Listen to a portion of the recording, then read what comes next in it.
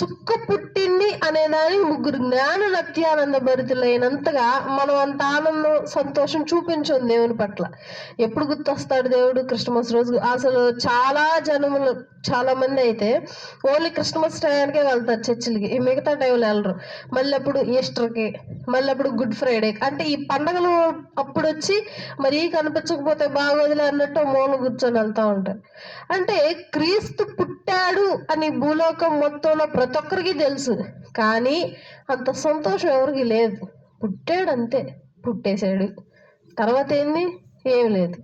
ఇక్కడ ఆ ముగ్గురు జ్ఞానులు చాలా పండితులు. ఇప్పుడు ఎవరైనా సరే పండితుడు దేవుణ్ణి నమ్మరు. ఎప్పుడైనా గుర్తుంచుకోండి, జ్ఞానం కలిగిన వాడు జ్ఞానాన్నే నమ్ముకుంటాడు. ఇప్పుడు సపోజ్ ఒక సైంటిస్ట్ ఉన్నాడు, చాలా గొప్ప సైంటిస్ట్, ఆయన దేవుడు లేడు అంటాడు.